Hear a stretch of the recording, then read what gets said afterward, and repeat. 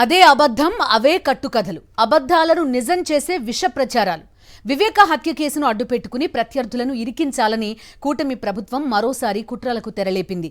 వివేకాను నరికానని చెప్పిన వ్యక్తి ఇచ్చిన ఫిర్యాదుతో అమాయకులను ఇరికించే ప్రయత్నం చేస్తోంది.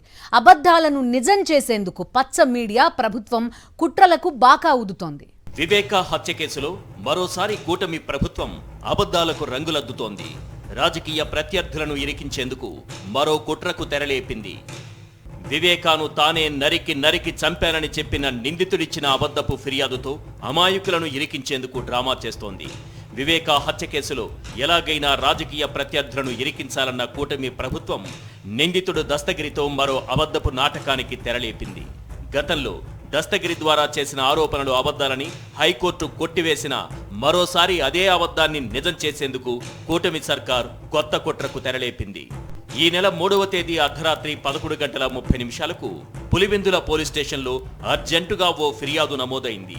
వివేకానందరెడ్డిని హత్య చేశానంటూ అప్రూవర్గా మారిన దస్తగిరి ఈ ఫిర్యాదు ఇచ్చాడు. తాను 2023లో కడప జైలులో ఉన్నప్పుడు తమకు అనుకూలంగా వ్యవహరించాలని దేవిరెడ్డి శివశంకర్ రెడ్డి కుమారుడు చైతన్యరెడ్డి తనను బెదిరించాడనేది ఈ ఫిర్యాదు సారాంశం. ఫిర్యాదు అందిన వెంటనే దానిపై ఎలాంటి ప్రాథమిక విచారణ కూడా చేయని పులివెందుల పోలీసులు ఎఫ్ఐఆర్ నమోదు చేశారు. అసలు ఈ కేసు తమ పరిధిలోకి రాకపోయినా అర్ధరాత్రి ఆగమేఘాలపై 0 ఎఫ్ఐఆర్ నమోదు చేయటం మరో విశేషం. ఎప్పుడో 15 నెలల క్రితం జరిగిందని చెప్పిన సంఘటనపై హడావుడిగా అర్ధరాత్రి సమయంలో ఫిర్యాదు చేయడమేంటి, దానిపై వెంటనే ఎఫ్ఐఆర్ నమోదు కావడమేంటి అనే అనుమానం ఎవరికైనా వస్తుంది. అయితే దీని వెనుక చాలా పెద్ద కుట్ర దాగుంది. ఎంతో పెద్ద ప్లాన్ నడుస్తోంది. ఇంత అర్జెంటుగా దస్తగిరి కేసు పెట్టడానికి అసలు కారణం వేరే ఉంది. పాలనపై పట్టులేని కూటమి సర్కార్ సూపర్ 6లపై గుర్రుగా ఉన్న ప్రజల దృష్టి మళ్లించడానికి మరో డైవర్షన్ వేటలో ఉంది. ఇక తన స్వార్థం కోసం తండ్రి హత్యను అవకాశంగా వాడుకుంటున్న సునీతారెడ్డి సైతం తన పంతం నెగ్గించుకోవడానికి హత్య కేసులో అమాయకులను ఇరికించేందుకు కుట్రలు సాగిస్తోంది. వీరిద్దరూ కలిస్తే జరిగేదే ఇప్పుడు తెరపైకి వచ్చిన హైడ్రామా.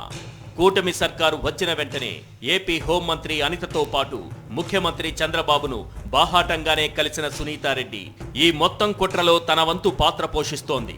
గతంలో దస్తగిరి ద్వారా అవినాష్ రెడ్డి బెయిల్ రద్దు చేయించాలని చూసిన సునీతారెడ్డి ఇప్పుడు సుప్రీంకోర్టులో పిటిషన్ వేసి మరోసారి బెయిల్ రద్దు కోసం కుట్ర చేస్తోంది.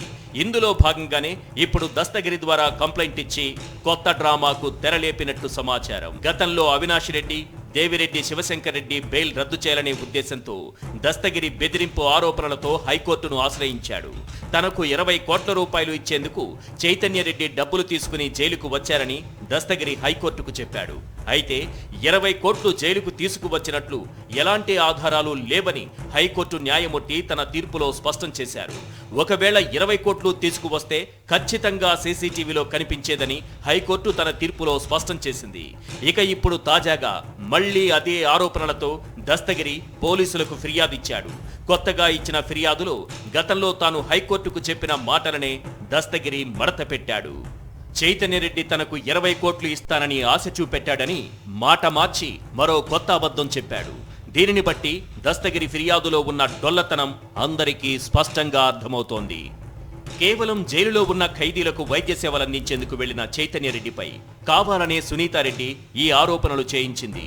ముఖ్యంగా దస్తగిరిని జైలులో బెదిరించడానికే చైతన్యరెడ్డి వెళ్లారనేది ఓ కట్టుకథ. ఆరోగ్యశ్రీలో భాగంగా రాష్ట్ర వ్యాప్తంగా 4 జైళ్లలో 2023 నవంబర్ 28న జరిగిన హెల్త్ క్యాంపుల్లో భాగంగానే కడప జైల్లోనూ హెల్త్ క్యాంప్ నిర్వహించారు. ఈ హెల్త్ క్యాంపులో భాగంగానే డాక్టర్ చైతన్యరెడ్డి మిగిలిన డాక్టర్లతో కలిసి కడప జైలులో హెల్త్ క్యాంపునకు హాజరయ్యారు. 3 నెలల క్రితమే ఈ హెల్త్ క్యాంపులకు సంబంధించిన తేదీలను జైళ్ల శాఖ ఖరారు చేసింది. హెల్త్ క్యాంపులు ఖరారైన తేదీకి దస్తగిరి కనీసం అరెస్టు కూడా కాలేదు. ఇక హైకోర్టులో విచారణ సందర్భంగా జైలు సూపరింటెండెంట్ ప్రకాష్ చెప్పిన విషయాలు చూస్తే అసలు విషయం అర్థమవుతుంది. వివేకా కేసులో అప్రూవర్గా ఉన్న దస్తగిరిని ప్రత్యేక బ్యారెక్లో పెట్టామని, అతనిని ఎవరూ కలవలేదని స్పష్టం చేశారు. జైలు లోపల బయట 24 గంటల పాటు సీసీటీవీ పర్యవేక్షణ ఉండగా దస్తగిరిని ఎవరూ కలవలేరని సూపరింటెండెంట్ తన నివేదికలో కోర్టుకు స్పష్టం చేశారు.